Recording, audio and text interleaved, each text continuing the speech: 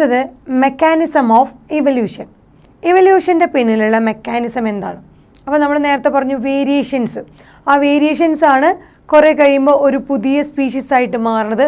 ആ വേരിയേഷൻസ് നീഡിനനുസരിച്ച് അവരുടെ ബോഡിയിൽ വരുന്നതാണ്. അത് ജനറേഷൻ ടു ജനറേഷൻ കൈമാറി വരുമ്പോൾ അതൊരു പുതിയ സ്പീഷീസ് ആയിട്ട് മാറണം. ഇനി എവിടെ നിന്നാണ് ഈ വേരിയേഷൻ വരുന്നത്? ഈ വേരിയേഷൻ്റെ origin, what is the origin of variation? ഈ വേരിയേഷൻ്റെ ഒറിജിൻ എവിടെ നിന്നാണ്? എങ്ങനെയാണ് അതിൽ നിന്നൊരു സ്പീസിയേഷൻ അല്ലെങ്കിൽ സ്പീഷീസ് ഫോർമേഷൻ നടക്കുന്നത്? അപ്പോൾ നമ്മുടെ മെൻ്റൽ ആ ഒരു ചാപ്റ്ററിൽ തന്നെ പറഞ്ഞിട്ടുണ്ട്, ഇൻഹെറിറ്റബിൾ ഫാക്ടേഴ്സിനെ കുറിച്ച് മുമ്പ് തന്നെ മെൻ്റൽ പറഞ്ഞിട്ടുണ്ട്. ആ ഇൻഹെറിറ്റബിൾ ഫാക്ടേഴ്സ്, നമ്മൾ ജീൻ എന്ന് പറഞ്ഞ ഇൻഹെറിറ്റബിൾ ഫാക്ടേഴ്സ്, അതാണ് ഒരു ഓർഗാനിസത്തിൻ്റെ ഫീനോടൈപ്പിനെ ഇൻഫ്ലുവൻസ് ചെയ്യുന്നതെന്ന് മെൻ്റൽ ഓൾറെഡി ഡിസ്കസ് ചെയ്തിട്ടുള്ളത്. സോ മെൻ്റലിൻ്റെ ഇൻഹെറിറ്റബിൾ ഫാക്ടേഴ്സാണ് ഫീനോടൈപ്പിനെ ഇൻഫ്ലുവൻസ് ചെയ്യണമെന്ന് ഓൾറെഡി പറഞ്ഞിട്ടുണ്ട്. പക്ഷേ ഈ മെൻ്റലിൻ്റെ വർക്കുകളും അല്ലെങ്കിൽ മെൻ്റലിൻ്റെ ഈ ഒബ്സർവേഷൻസിനെയൊക്കെ നമ്മുടെ ഡാർവിൻ ഇഗ്നോർ ചെയ്തു, ശ്രദ്ധിച്ചതേയില്ല. ഇഗ്നോർ ചെയ്തു ഈ ഒബ്സർവേഷൻ, അല്ലെങ്കിൽ വേണമെങ്കിൽ അതിനെ ഒന്നും പ്രതികരിക്കാണ്ട് സൈലൻ്റ് ആയിട്ടിരുന്നു. പിന്നീട് നമ്മുടെ ഫസ്റ്റ് ഡീക്കേഡ് ഓഫ് 20th സെഞ്ച്വറിയിൽ, അതായത് 1901 ഫസ്റ്റ് ഡീക്കേഡ് ഓഫ് 20th സെഞ്ച്വറിയിൽ ഹ്യൂഗോ ഡീവ്രിസ് എന്ന ഒരാൾ, Hugo de Vries mutation theory propose ചെയ്തു. മ്യൂട്ടേഷൻ തിയറി അദ്ദേഹത്തിൻ്റെ വർക്ക് ഈവനിങ് പ്രിംറോസിലായിരുന്നു. സോ ഈവനിങ് പ്രിംറോസിലുള്ള വർക്കിൽ അദ്ദേഹം മ്യൂട്ടേഷൻ തിയറി പ്രൊപ്പോസ് ചെയ്തു. സോ അദ്ദേഹത്തിൻ്റെ ഐഡിയ ഓഫ് മ്യൂട്ടേഷൻ എന്ന് പറയുന്നത്, അദ്ദേഹം പ്രൊപ്പോസ് ചെയ്തു, mutation is a sudden heritable changes.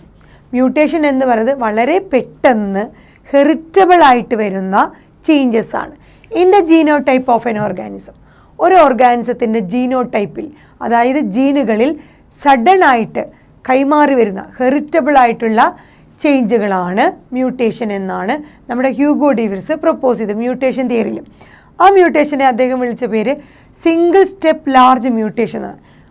Single step large മ്യൂട്ടേഷനിൽ സാൾട്ടേഷൻ എന്ന് പറയും.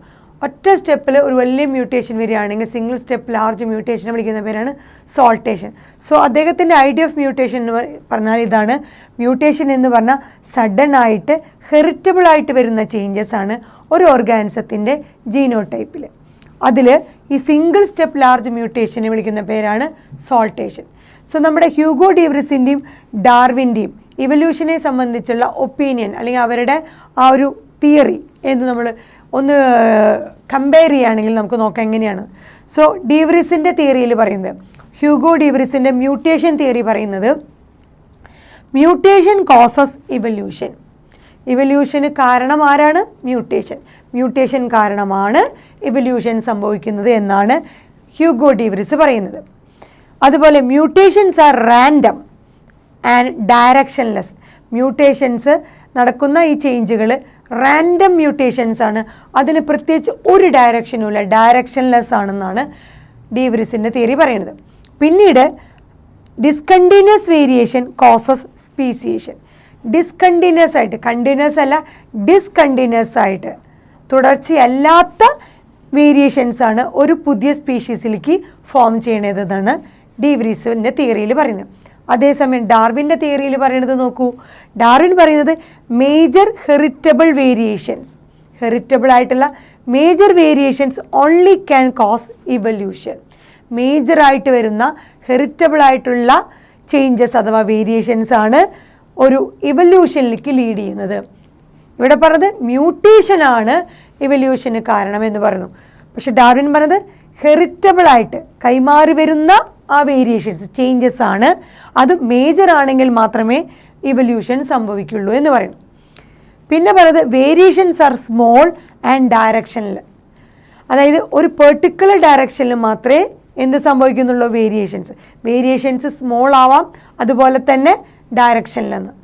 അതേസമയം ഡീവ്രിസിൻ്റെ തിയറിയിൽ എന്താ പറയുന്നത്? മ്യൂട്ടേഷൻസ് ആർ റാൻഡം ആണ്, റാൻഡം മ്യൂട്ടേഷൻ എന്നാണ് പറയുന്നത്. ഇവിടെ അങ്ങനെയല്ല, വേരിയേഷൻസ് സ്മോൾ ആണ്, അതുപോലെ ഒരു പെർട്ടിക്കുലർ ഡയറക്ഷനിലാണ് നടക്കുന്നത്. ഇവിടെ മ്യൂട്ടേഷൻസ് റാൻഡം ആണ്, ഡയറക്ഷൻലെസ്, ഡയറക്ഷൻ ഇല്ലാതെ. ഇവിടെ നമ്മുടെ ഡാർവിൻ പറഞ്ഞ ഓർമ്മയില്ലേ, ബ്രാഞ്ചിങ് ഡിസെൻഡ് എന്നാണ് പറഞ്ഞിരുന്നത്. മൂന്നാമത് പറയുന്നത് ഡാർവിൻ ഇവല്യൂഷൻ ഗ്രാജ്വൽ ആയിട്ടുള്ളൊരു പ്രോസസ്സാണെന്നാണ് പറയുന്നത്. സ്ലോ കണ്ടിന്യൂസ് ആയിട്ടുള്ള ഗ്രാജ്വൽ പ്രോസസ്സ് എന്നാണ് നമ്മുടെ ഡാർവിൻ ഇവല്യൂഷനെ പറയുന്നത്. അതേസമയം ഡി വ്രീസിൻ്റെ അഭിപ്രായം എന്താണ്?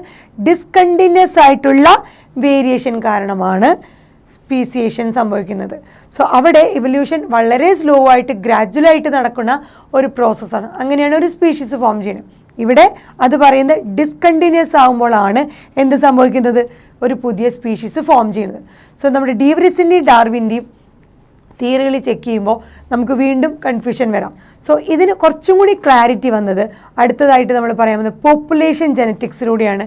എങ്ങനെയാണ് ഇവല്യൂഷൻ എന്നുള്ളതിന് കുറച്ചും കൂടി ക്ലാരിറ്റി വന്നത്.